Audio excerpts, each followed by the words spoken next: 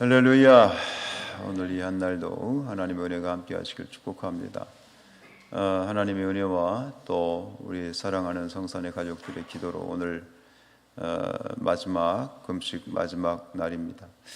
이제 우스갯소리인데 금식하면서 그런 생각이 자꾸 그런 문구가 떠오르는 거예요. 이순신 장군이 해전을 치를 때 그런 유명한 말을 남겼잖아요. 뭐죠? 소인에게는 배 몇 척? 12척이 남아 있습니다. 그런 말을 했잖아요. 갑자기 어떤 생각이 드냐면 저에게는 아직 70kg의 살이 남아 있습니다. 그냥 웃자마는 얘기예요. 사람이 견딜만하다는 얘기죠, 그죠? 아무리 빠져도 70kg더라고요. 하나님의 은혜입니다. 기도해 주셔서 감사하고 또 하나님께서 부족한 담임 목사와 또 우리 성산교회 성도들의 함께한 기도 가운데 크고 놀라운 일을 이루실 줄로 믿습니다.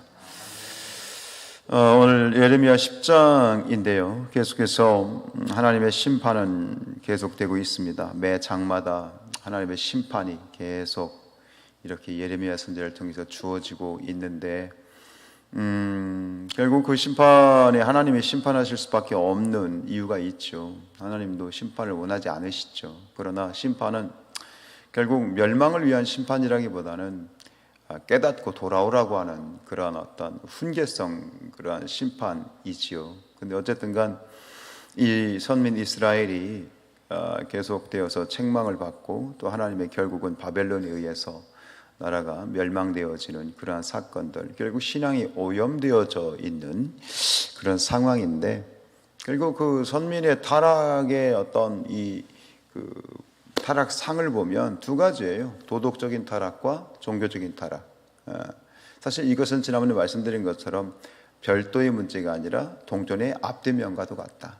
하나님 앞에 우리가 타락을 하면, 하나님 앞에 범죄하면 당연히 도덕적인 타락으로 또 이어지는 것이고, 그리고 또 이 앞에서는 그 두 가지 타락 중에 이 후자, 즉 이런 어떤 이 종교적인 타락의 핵심은 또 뭐예요? 우상숭배죠. 그 우상숭배에 계속 초점이 맞춰져 있어요. 그게 이제 앞에 7장에서 집중적으로 그게 조명이 돼 있었는데, 소위 말하는 당시에 가장 강력한 그러한 이 가나안 땅의 우상이었던, 원래 가나안 족속의 우상이었던 게 뭐냐, 바알, 아세라, 아스타롯이에요. 그래서 소위 말하는 이 천상의 왕 후라고 하는 아스타롯을 섬기고, 그리고 바알을 섬기고, 또 심지어 하나님의 성전 안에서, 하나님 성전 안에 아스타롯을 이제 아세라죠. 아세라 목상을 섬기고, 그리고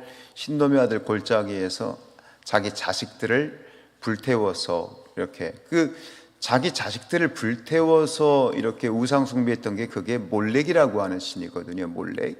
그 몰렉 신을 섬기고 뭐 또 1월 성신을 섬기고, 그러니까 보면 하나님을 섬긴다라고 하는 하나님의 백성들이 말이에요. 온갖, 그러니까 잡다한 신주단지는 다 갖다 모으신 거예요. 참 이게 잡탕도 이런 잡탕이 없어요. 그러면서 오늘 이 10장에는 집중적으로 하나님께서는 예레미야 선지자를 통해서 이런 우상 숭배에 대해서 좀 집중적으로 하나님께 논쟁을 하시고 공격을 하시는 거예요. 우상을 섬기는 어리석다. 그처럼 어리석은 일이 어디 있냐? 왜? 우상은 뭐다? 우상의 인조성. 인조가 뭐예요? 사람이 만든 거 아니냐 이거죠. 그래서 오늘 이 10장에서는 계속 그 얘기를 하는 거예요. 야, 우상이 이게 살아있는 게 아니잖아. 그러면서 3절로 쭉 5절 한번 읽어보죠. 3절부터 5절 보세요. 여러 날의 풍습은 헛된 것이니 삼림에서 나무로 된 거 아니냐. 저 나무 벼다가 만든 거 아니냐. 기술공의 두 손이 도끼로 만든 거 아니냐. 사람이 깎아서 만든 거 아니냐.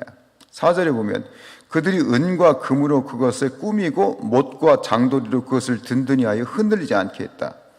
5절에 보면 그것이 둥근 기둥 같아서 말도 못해, 걸어다니지도 못해, 사람이 메고 다녀야 돼. 그게 어떻게 참된 신이냐? 어? 그들에게는 화를 주거나 복을 주지도 못해.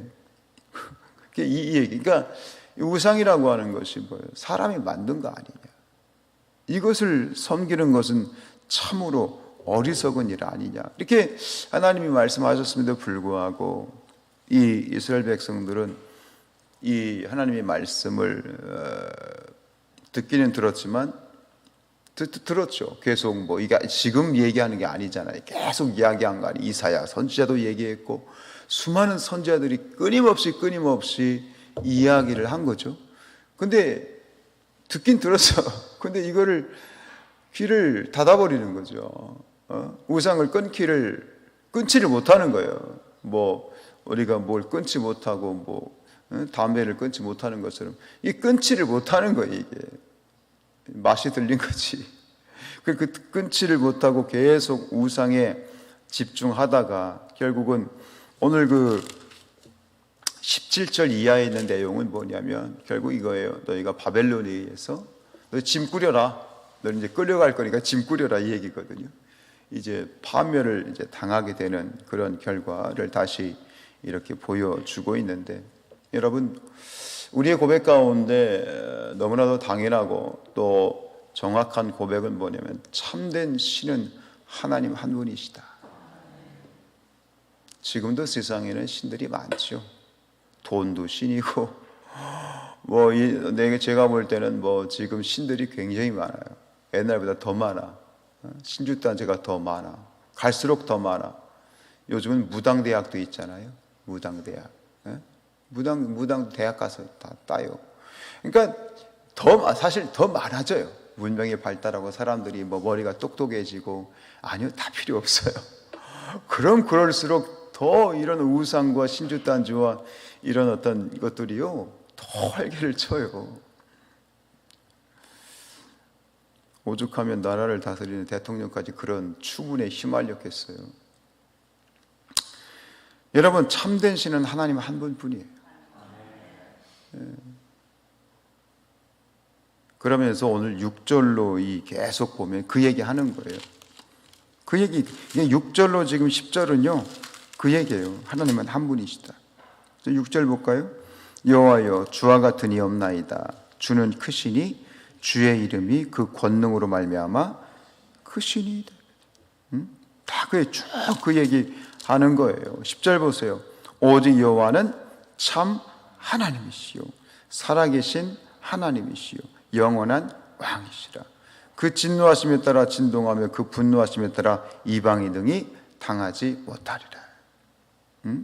너희는 이같이 그들에게 이르기를 천지를 짓지 아니하는 신들은 땅 위에서 이 하늘에서 망하리라. 여러분 마음에 새기고 또 우리가 정말 마음에 새게 될 건 뭐냐면 참된 분은 참된 신은 오직 여호와 하나님 한 분이시다.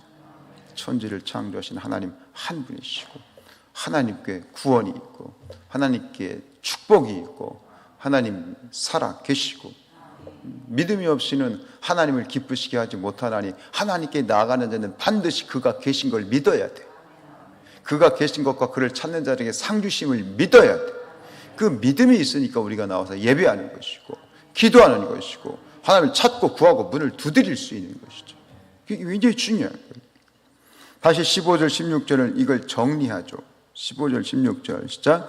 그것들은 헛것이요 망령되이 만든 것인즉 징벌하실 때에 멸망할 것이나 야곱의 분깃은 이같이 아니하시니 그런 만물의 조성자요 이스라엘은 그의 기업에 집하라.